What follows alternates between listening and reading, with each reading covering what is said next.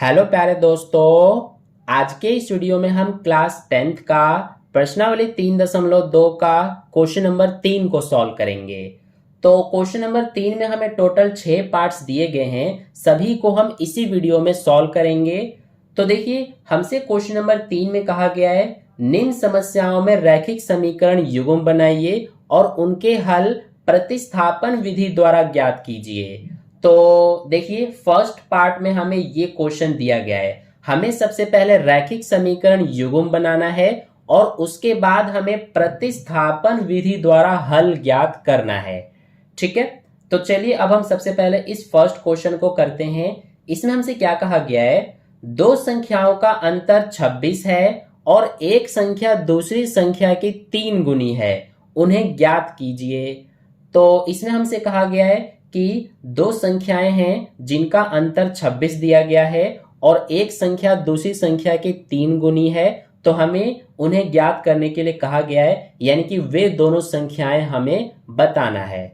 ठीक है, तो देखिए हमें अंतर 26 दिया गया है, तो इसका मतलब क्या है कि दोनों संख्याओं में से एक संख्या बड़ी होगी और दूसरी संख्या छोटी होगी, क्योंकि अंतर हमें 26 दिया गया है।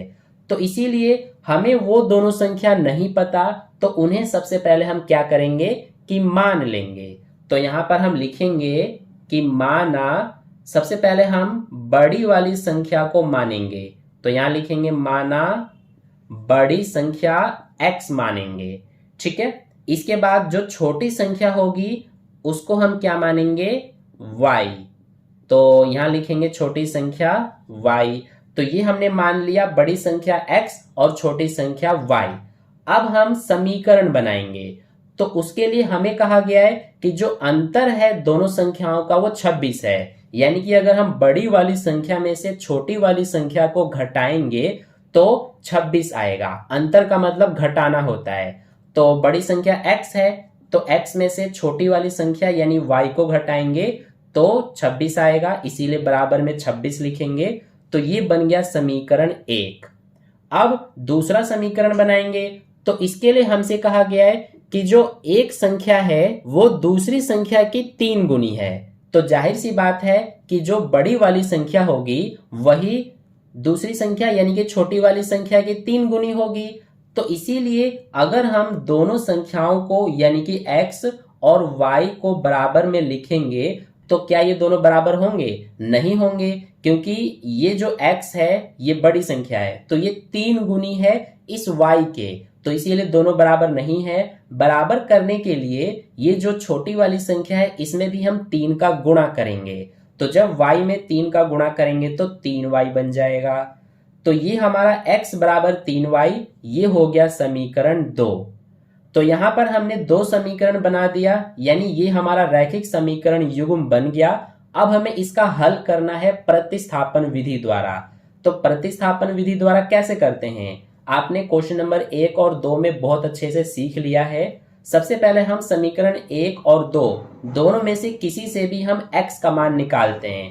तो यहां समीकरण 2 में देखिए x बराबर 3y हमारा पहले से ही है, यानी कि x का मान हमारा 3y यहां पर पहले से ही है। तो इसीलिए ये जो x बराबर 3y है, x का मान 3y, इसको समीकरण 1 में रख देंगे।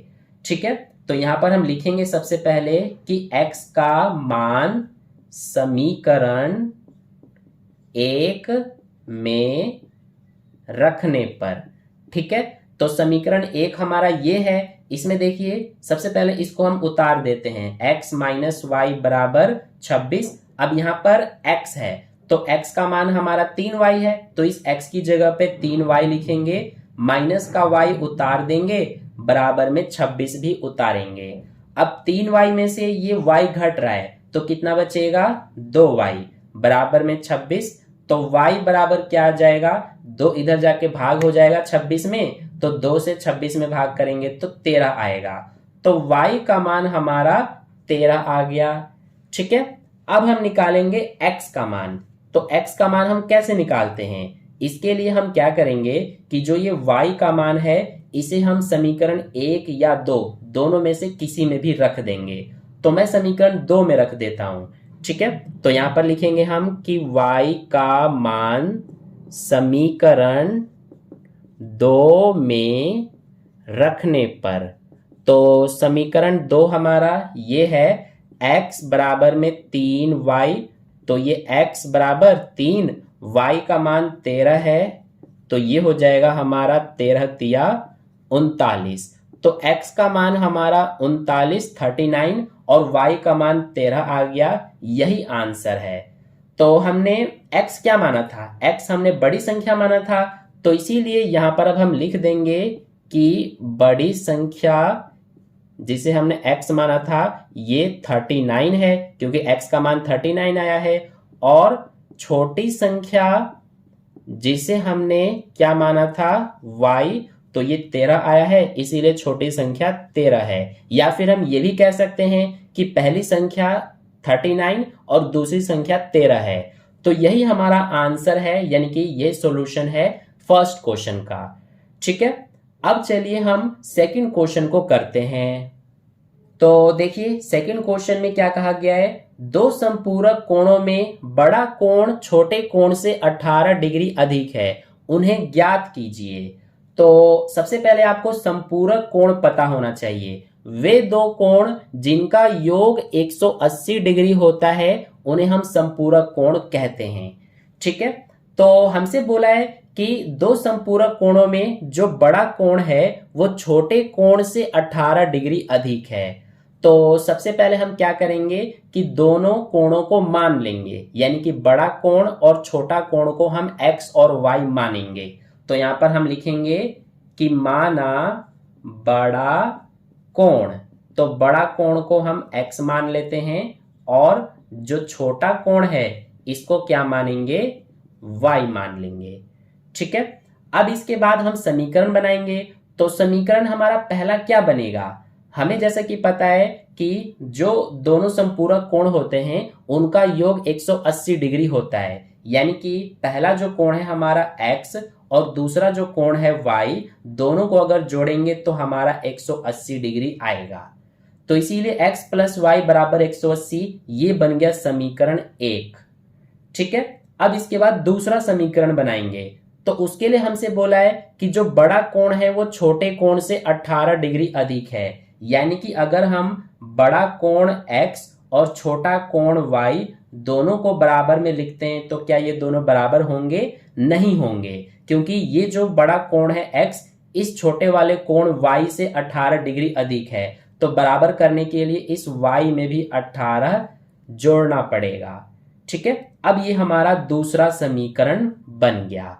तो अब हम इसका हल करेंगे प्रतिस्थापन विधि से। तो इसके लिए इसमें भी देखिए हमें x का मान निकालने की जरूरत नहीं है, क्योंकि समीकरण 2 में x बराबर पहले से ही y प्लस 18 है, यानी x का मान y प्लस 18 हमारा पहले से ही है। तो इसीलिए ये जो x का मान है इसको समीकरण 1 में रख देंगे। तो यहां पर लिखेंगे कि x का मान समीकरण 1 में रखने पर। तो समीकरण 1 हमारा ये है, सबसे पहले x है तो x का मान y प्लस 18 है, तो इसकी जगह पर हम y प्लस 18 लिखेंगे, प्लस में ये y है बराबर में 180 है।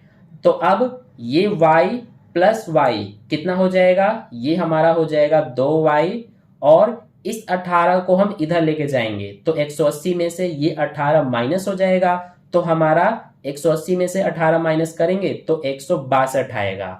तो y का मान क्या आ जाएगा, 2 इधर जाके भाग हो जाएगा 162 में, तो जब भाग करेंगे तो ये हमारा आएगा 81। तो y का मान हमारा 81 आ गया, 81। अब निकालेंगे x का मान। तो x का मान निकालने के लिए इस y का मान समीकरण 1 या 2 किसी में भी रख देंगे।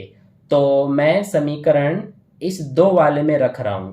तो यहां पे लिखेंगे कि y का मान समीकरण 2 में रखने पर। तो समीकरण 2 हमारा ये है, सबसे पहले x बराबर में y का मान हमें 81 लेना है, प्लस में 18 है, तो x क्या आ जाएगा, ये आ जाएगा हमारा 99।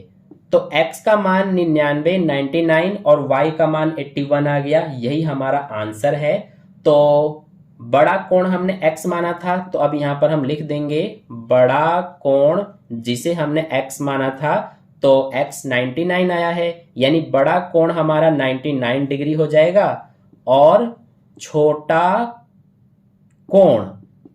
कोण जिसे हमने y माना है, तो y 81 आया है, यानी कि छोटा वाला कोण 81 डिग्री का है। तो ये हो गया हमारा सेकंड क्वेश्चन का सॉल्यूशन कंप्लीट। अब चलिए थर्ड क्वेश्चन को करते हैं। तो थर्ड क्वेश्चन में देखिए क्या कहा गया है। एक क्रिकेट टीम के कोच ने 7 बल्ले तथा 6 गेंदें 3800 रुपए में खरीदी। बाद में उसने 3 बल्ले तथा 5 गेंदें 1750 रुपए में खरीदी। प्रत्येक बल्ले और प्रत्येक गेंद का मूल्य ज्ञात कीजिए। तो इसमें हमसे प्रत्येक बल्ले और प्रत्येक गेंद का मूल्य ज्ञात करने के लिए कहा गया है। तो जो हमें ज्ञात करने के लिए कहा गया है उसी को हम मान लेंगे। तो यहां पर सबसे पहले हम लिखेंगे माना प्रत्येक बल्ले का मूल्य।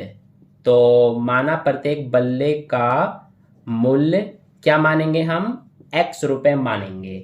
इसी तरह से यहां पर हम प्रत्येक गेंद का मूल्य क्या मानेंगे, तो ये हम y रुपए मानेंगे।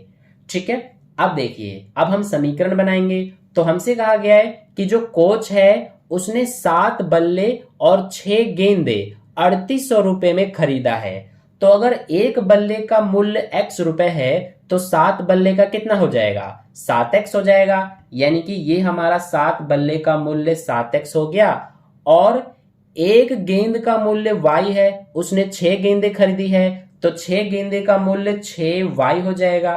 तो ये दोनों मिला करके उसने 3800 रुपए में खरीदा है, यानी कि दोनों को हमें जोड़ना पड़ेगा, तो बराबर में 3800 रुपए आएगा। ठीक है, तो ये हो गया समीकरण 1। अब हम बनाएंगे दूसरा समीकरण। तो इसके लिए हमसे बोला है कि बाद में उसने 3 बल्ले खरीदा और 5 गेंदे खरीदा, जिसके लिए उसने 1750 रुपए दिए हैं। ठीक है, तो इस बार वो 3 बल्ले खरीद रहा है। एक बल्ले का मूल्य x है, तो 3 बल्ले का कितना हो जाएगा, 3x। और 5 गेंदे खरीद रहा है, एक गेंद का मूल्य y है, तो 5 का 5y हो जाएगा। तो ये दोनों मिला करके कुल कितने में खरीद रहा है, 1750 रुपए में। तो ये हो गया समीकरण 2।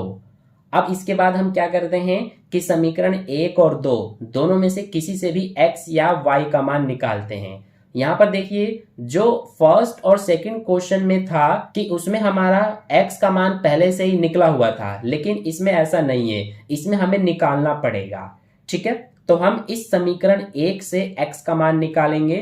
तो यहां लिखेंगे हम कि समीकरण 1 से, तो सबसे पहले इस 6y को इधर ले जाएंगे, इधर 7x बचेगा, ये हमारा 3800, 6y इधर जाके माइनस का 6y हो गया। अब इस 7 को भी इधर ले जाएंगे, तो इधर x बचेगा, तो ये हो जाएगा 3800 माइनस 6y, 7 इधर आके भाग में हो जाएगा। तो ये हो गया x का मान, इसको हम समीकरण 3 का नाम देते हैं। ठीक है, अब इस x का मान समीकरण 2 में हम रख देंगे। तो इसीलिए यहां लिखेंगे कि x का मान समीकरण किस में रखेंगे, 2 में रखने पर। तो अब देखिए समीकरण 2 में रख देते हैं x का मान। समीकरण 2 हमारा ये रहा, सबसे पहले 3 है फिर x है, तो x का मान हमें ये लेना है 3800 माइनस का 6y बटे में 7, फिर क्या है प्लस में 5y बराबर में हमारा है 1750। अब इसको हल करेंगे, 3 का सबसे पहले 3800 में गुणा होगा, तो ये आ जाएगा हमारा 3 8 24 का 4 हासिल 2, 3 3 9 और 2 11, 11400। फिर 3 का माइनस 6y में करेंगे तो माइनस का 18y आएगा, बटे में 7 है, प्लस में 5y है, इसके नीचे 1 मानेंगे और बराबर में 1750। अब इसको हल करेंगे, 7 और 1 का सबसे पहले एलसीएम लेंगे, तो ये हमारा 7 आएगा। 7 से 7 को भाग करेंगे 1 आएगा, 1 का इस पूरे में गुणा हो जाएगा, तो यही आएगा 11400 माइनस का 18y। प्लस 1 से 7 को भाग करेंगे तो 7 आएगा, 7 का 5y में गुणा करेंगे तो 35y हो जाएगा, बराबर में 1750। अब देखिए ये माइनस का 18y प्लस का 35y, माइनस प्लस माइनस हो जाएगा, तो माइनस करेंगे तो क्या आएगा, ये आ जाएगा हमारा 17y, और इस 7 को इधर लेके जाएंगे तो 1750 का इस 7 में गुणा हो जाएगा। तो जब हम गुणा करेंगे 7 का 1750 में तो ये हमारा कितना आ जाएगा, 12,250। अभी ये बच रहा है 11,400, तो इसको इधर लेके जाएंगे तो माइनस का 11,400 हो जाएगा। अब इसमें से इसको घटाएंगे तो ये हमारा बचेगा 12 में से 4 8, यानी कि 850 बच रहा है। 17 को इधर लेके आएंगे तो बटे में आ जाएगा, इधर y बचेगा, 17 एकम 17, 17 पंजे 85 और ये 0, तो y का मान हमारा 50 आ गया। ठीक है, अब निकालेंगे हम x का मान। तो x का मान हम कैसे निकालते हैं ये तो आपको बहुत अच्छे से पता होगा। x का मान निकालने के लिए इस y का मान समीकरण 1 2 3 किसी में भी रख सकते हैं, तो मैं समीकरण 3 में रख रहा हूं, तो यहां लिखेंगे y का मान समीकरण 3 में रखने पर, तो समीकरण 3 हमारा ये रहा, x बराबर ये 3800 माइनस का 6, y का मान 50 लेना है, बटे में क्या है 7, तो x बराबर क्या आएगा, ये 3800 माइनस ये गुणा करेंगे तो 300 आएगा, बटे में 7, 3800 में से 300 घटाएंगे तो 3500 बचेगा, बटे में 7, 7 एकम 7, 7 पंजे 35 और ये 2 0, यानी कि x का मान हमारा 500 आ गया। ठीक है, तो x का मान 500, y का मान 50, यही हमारा आंसर हो गया। अब देखिए हमने x माना है प्रत्येक बल्ले का मूल्य, तो यहां पर अब हम लिख देंगे प्रत्येक बल्ले का मूल्य, क्या माना है हमने x, और x का मान 500 आया है, तो इसीलिए प्रत्येक बल्ले का मूल्य 500 रुपए हो जाएगा। और प्रत्येक गेंद का मूल्य, तो ये हमने क्या माना है, ये माना है y, तो y का मान 50 आया है, तो इसीलिए प्रत्येक गेंद का मूल्य 50 रुपए है। तो ये हो गया हमारा थर्ड क्वेश्चन का सॉल्यूशन कंप्लीट। अब चलिए फोर्थ क्वेश्चन को करते हैं। तो देखिए फोर्थ क्वेश्चन में हमसे क्या कहा गया है, एक नगर में टैक्सी के भाड़े में एक नियत भाड़े के अतिरिक्त चली गई दूरी पर भाड़ा सम्मिलित किया जाता है। 10 किलोमीटर दूरी के लिए भाड़ा 105 रुपए है तथा 15 किलोमीटर के लिए भाड़ा 155 रुपए है। नियत भाड़ा तथा प्रति किलोमीटर भाड़ा क्या है? एक व्यक्ति को 25 किलोमीटर यात्रा करने के लिए कितना भाड़ा देना होगा? तो इसको थोड़ा ध्यान से समझना। इसमें क्या है हमारा कि एक टैक्सी के भाड़े में एक नियत भाड़ा और अतिरिक्त चली गई दूरी पर भाड़ा सम्मिलित किया जाता है। जैसे इसको इस तरह से समझिए, मान लीजिए आपको यहां से यहां तक जाना है, टोटल 5 किलोमीटर आपको जाना है। तो यहां से आप टैक्सी पर बैठेंगे, तो जैसे ही आप टैक्सी पर बैठेंगे वैसे ही आपका एक भाड़ा फिक्स हो जाएगा। यानी कि जैसे ही आपने टैक्सी पर बैठा वैसे ही आपका एक भाड़ा फिक्स हो जाएगा जो कि आपको देना होगा। मान लीजिए वो भाड़ा आपका 10 रुपए है जो कि आपको टैक्सी में बैठने के साथ ही आपका फिक्स हो गया, वो आपका नियत भाड़ा है।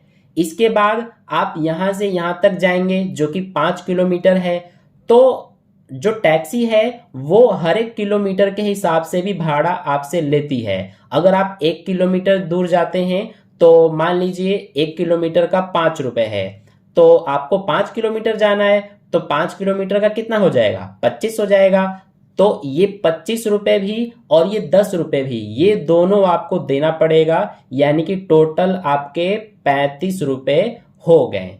तो ये जो आपने शुरू में ही 10 रुपए दिया है भाड़ा, ये है नियत भाड़ा, यानी कि जो फिक्स है। और ये जो आपने 25 रुपए दिया है हर एक किलोमीटर का 5 रुपए के हिसाब से, ये आपका प्रति किलोमीटर का भाड़ा है। ठीक है, तो ऐसे ही इस क्वेश्चन में भी आपको नियत भाड़ा और प्रति किलोमीटर भाड़ा आपसे पूछा गया है। ठीक है, तो इसका क्वेश्चन से कुछ लेना देना नहीं था, ये जस्ट मैंने आपको समझाने के लिए यहां पर लिखा है।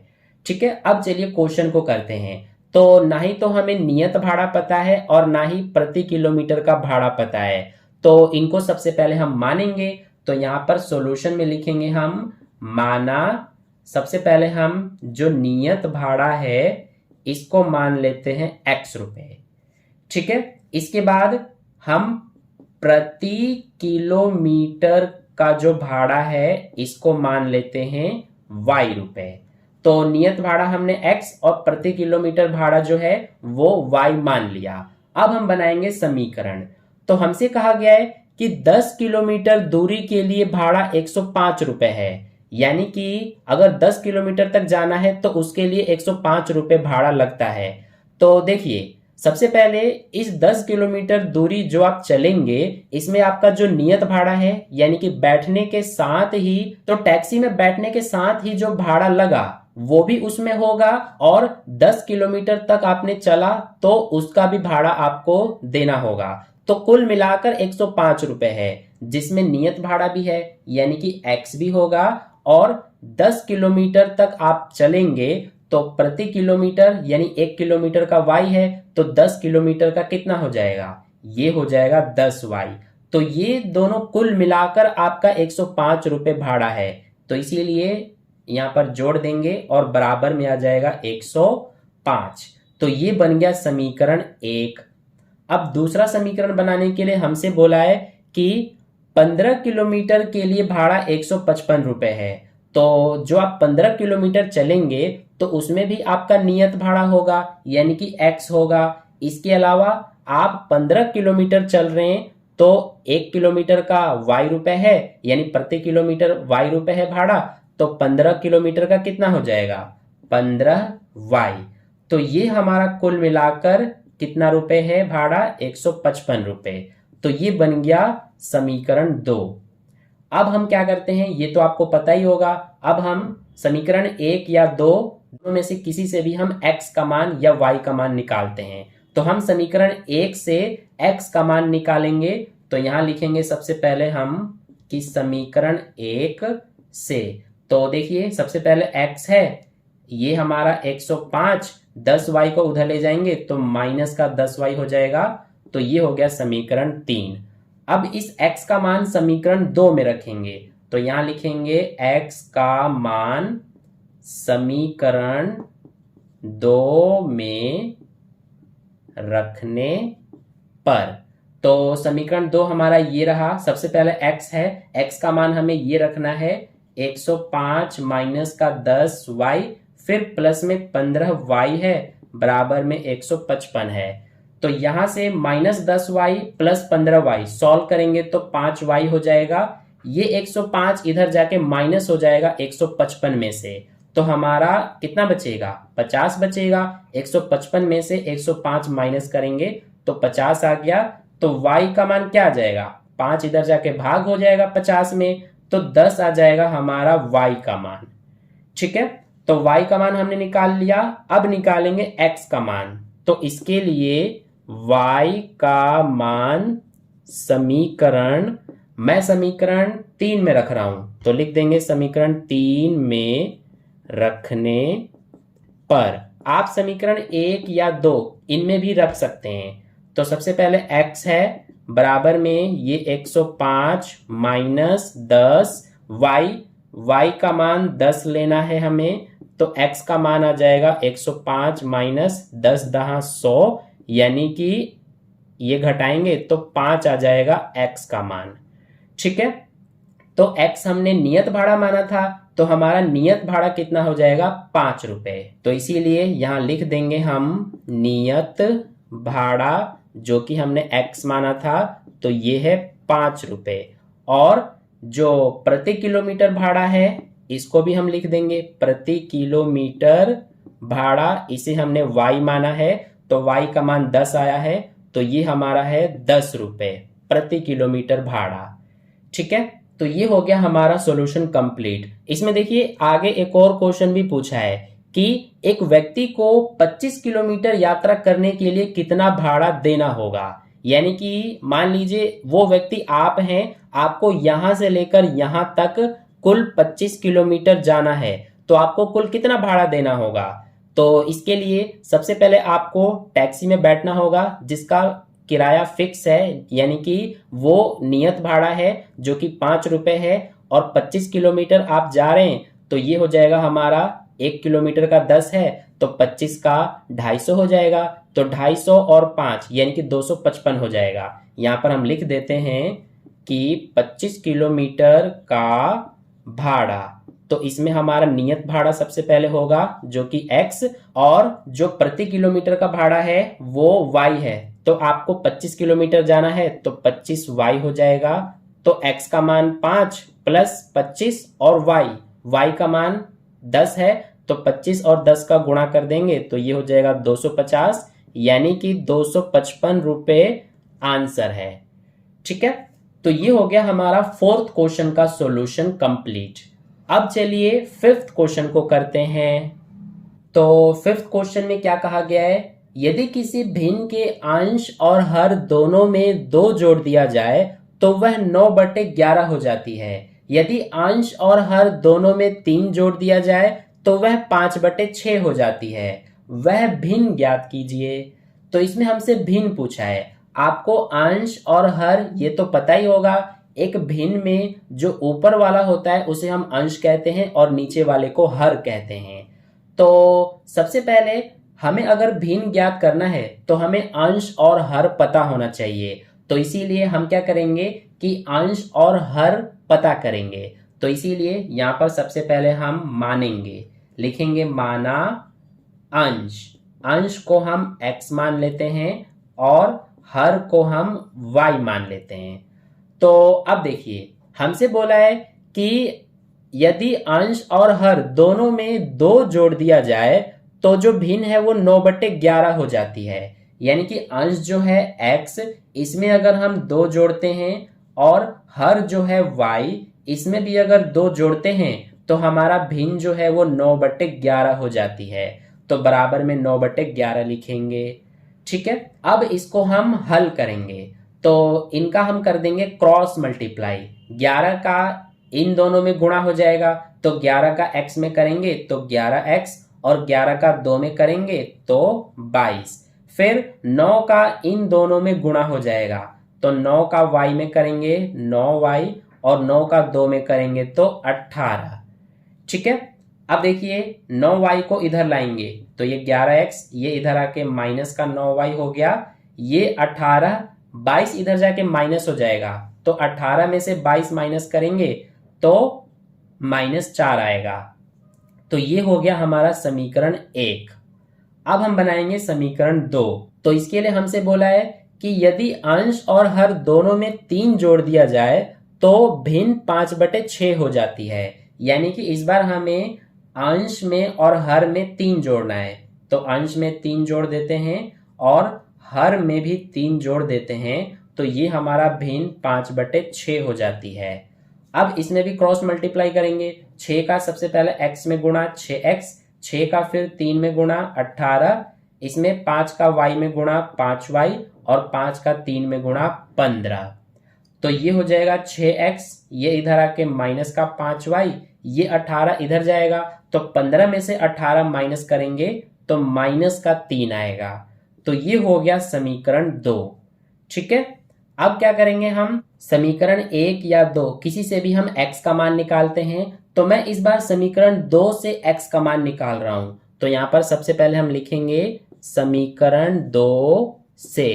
तो ये रहा हमारा समीकरण 2। सबसे पहले 6x है, ये -3, -5y इधर ले जाएंगे तो +5y हो जाएगा।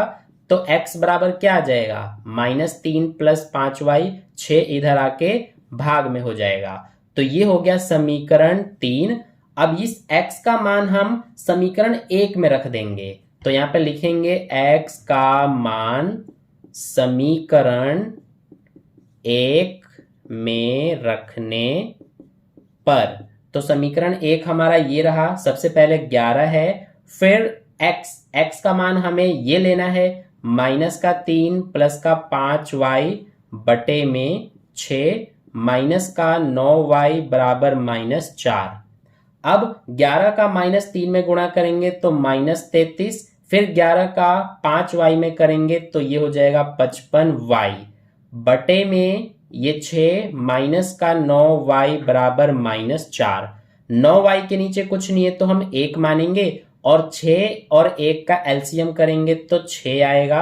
6 से 6 को भाग करेंगे 1 आएगा, 1 का इस पूरे में गुणा कर देंगे तो ये हो जाएगा हमारा, यही आएगा -33 प्लस 55y, ये माइनस 1 से 6 को भाग करेंगे तो 6 आएगा, 6 का 9y में गुणा करेंगे तो 54y हो जाएगा और बराबर में -4।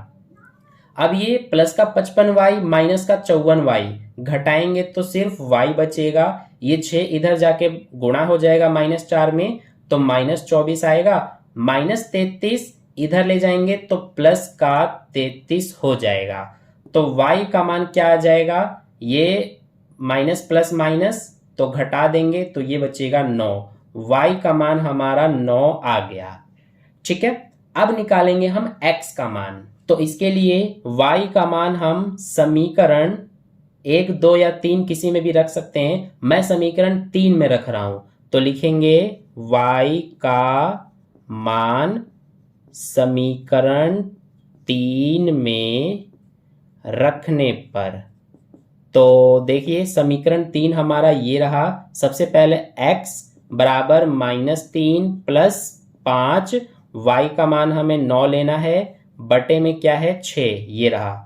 तो x बराबर ये -3, ये 5 9 45 हो गया बटे में 6, तो x बराबर क्या आएगा, ये माइनस होगा तो 42 बटे में 6, 6 कम 6, 6 7 42, तो x का मान हमारा 7 आ गया।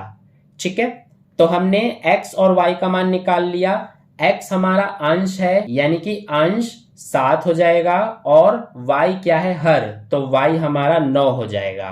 तो हमसे भिन्न पूछा है तो यहाँ पर हम भिन्न बता देते हैं। भिन्न में ऊपर अंश होता है तो अंश x है, x का मान 7 है इसीलिए ऊपर 7 आएगा। नीचे हर होता है, हर y है, y का मान 9 है तो नीचे 9 आएगा।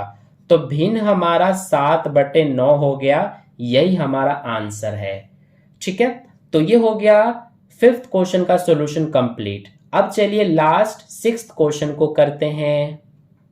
तो 6th क्वेश्चन में हमसे क्या कहा गया है, 5 वर्ष बाद जैकब की आयु उसके पुत्र की आयु से 3 गुनी हो जाएगी। 5 वर्ष पूर्व जैकब की आयु उसके पुत्र की आयु की 7 गुनी थी, उनकी वर्तमान आयु क्या है। तो हमसे वर्तमान आयु पूछा गया है जैकब की और उसके पुत्र की, तो हमें नहीं पता तो इसको सबसे पहले हम मान लेंगे। तो यहाँ पर लिखेंगे हम, माना जैकब की आयु, तो जैकब की आयु हम x वर्ष मान लेते हैं, ये वर्तमान आयु है। ठीक है, और पुत्र की आयु जो है इसको हम क्या मानेंगे, तो इसको हम y मान लेंगे। अब ध्यान से समझिए, हमसे कहा गया है कि 5 वर्ष बाद जो जैकब की आयु है वो उसके पुत्र की आयु से 3 गुनी हो जाएगी। तो 5 वर्ष बाद की बात की गई है। मान लीजिए आपका अभी वर्तमान आयु 15 वर्ष है, तो 5 वर्ष बाद कितना हो जाएगा, आप 5 जोड़ देंगे यानी 20 वर्ष हो जाएगा। तो ऐसे ही जैकब की वर्तमान आयु x है, तो 5 वर्ष बाद कितनी हो जाएगी जैकब की आयु, x प्लस 5 हो जाएगी, और उसके पुत्र की कितनी हो जाएगी, y प्लस 5 हो जाएगी। तो इनको हम बराबर में लिख देते हैं अब। लेकिन हमसे कहा गया है कि जैकब की आयु 5 वर्ष बाद जैकब की आयु उसके पुत्र की आयु से 3 गुनी हो जाएगी, यानी ये जो आयु है जैकब की 5 वर्ष बाद की, वो इसके पुत्र के 5 वर्ष बाद की आयु की 3 गुनी है। तो ये दोनों बराबर नहीं है। बराबर करने के लिए ये जो है y प्लस 5, इसमें भी हमें 3 का गुणा करना पड़ेगा। ठीक है, अब बराबर हो गए। अब इसको सबसे पहले हम सॉल्व कर लेते हैं। ये x प्लस 5, ये 3 का पहले y में गुणा होगा 3y, 3 का फिर 5 में गुणा होगा 15। अब 3y को इधर लिखेंगे तो माइनस का 3y हो जाएगा, 5 को इधर ले जाएंगे तो 15 में से 5 घट जाएगा तो 10 आएगा। तो ये बन गया समीकरण 1। अब हम बनाएंगे समीकरण 2। तो उसके लिए बोला है कि 5 वर्ष पूर्व, पूर्व का मतलब है कि 5 वर्ष पहले जैकब की आयु उसके पुत्र की आयु की 7 गुनी थी।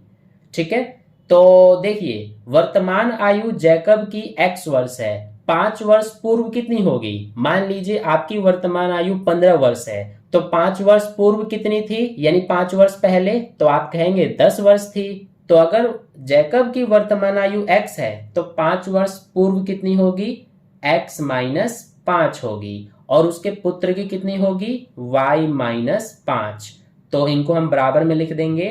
अब हमसे कहा है कि जो 5 वर्ष पूर्व जैकब की आयु है वो उसके पुत्र की आयु की 7 गुनी थी, यानी ये जो x माइनस 5 है ये 7 गुना है इस y माइनस 5 का। तो इसीलिए दोनों बराबर नहीं है, तो बराबर करने के लिए हमें इसमें भी 7 का गुणा करना पड़ेगा। अब इसको सॉल्व कर लेते हैं। तो ये x माइनस 5, 7 का y में गुणा करेंगे 7y, 7 का माइनस 5 में करेंगे माइनस 35 हो जाएगा। अब ये x इसको इधर लाएंगे, माइनस का 7y हो जाएगा। ये माइनस 35 है, ये माइनस 5 इधर आके प्लस का 5 हो जाएगा। इसको सॉल्व करेंगे तो माइनस 30 आएगा, यानी यहाँ पे माइनस 30 हो जाएगा। अब देखिए ये हो गया हमारा समीकरण नंबर 2। ठीक है, तो हमने समीकरण 1 और 2 बना लिया। अब हम क्या करते हैं, मैं यहाँ पर समीकरण 1 से x का मान निकाल रहा हूं। तो यहाँ पर लिखेंगे हम समीकरण 1 से, समीकरण 1 हमारा ये रहा, x बराबर में ये 10 माइनस 3y इधर जाके प्लस का 3y हो जाएगा। ये हो गया समीकरण 3। तो x का मान हमारा ये आ गया। अब x का मान समीकरण किस में रख देंगे? 2 में रखने पर। तो समीकरण 2 हमारा ये रहा।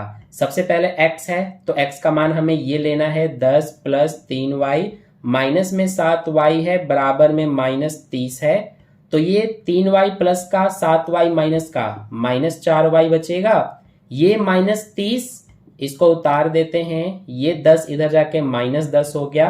तो माइनस 4y बराबर, इसको सॉल्व करेंगे माइनस 40 आएगा, माइनस से माइनस कट गया तो y बराबर क्या हो जाएगा? 4 इधर जाके भाग हो जाएगा 40 में, तो 10 आ जाएगा हमारा y का मान। ठीक है, अब निकालेंगे x का मान। तो x का मान निकालने के लिए इस y का मान मैं समीकरण 3 में रख रहा हूं। तो यहां लिखेंगे y का मान समीकरण 3 में रखने पर। तो समीकरण 3 ये रहा, x बराबर में 10 प्लस 3y, y का मान हमें 10 लेना है।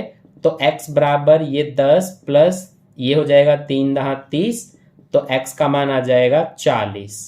ठीक है, तो x का मान 40 आ गया, y का मान 10 आ गया।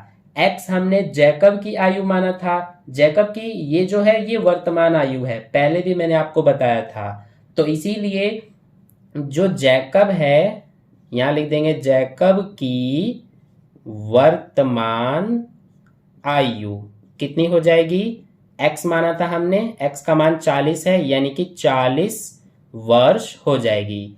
और पुत्र की वर्तमान आयु, तो ये हमने y माना था, y का मान 10 है, यानी कि पुत्र की वर्तमान आयु 10 वर्ष है। तो ये हो गया हमारा क्वेश्चन नंबर 3 के सारे 6 पार्ट के सॉल्यूशन कंप्लीट। आई होप आपको अच्छे समझ में आ गया है। तो अगर अच्छे समझ में आया है तो वीडियो को लाइक कर देना, अपने दोस्तों के साथ भी शेयर कर देना और चैनल को सब्सक्राइब करके बेल आइकन प्रेस कर लेना ताकि कोई भी वीडियो आपसे मिस ना हो पाए। तो मिलते हैं फिर नेक्स्ट वीडियो में, तब तक के लिए बाय बाय।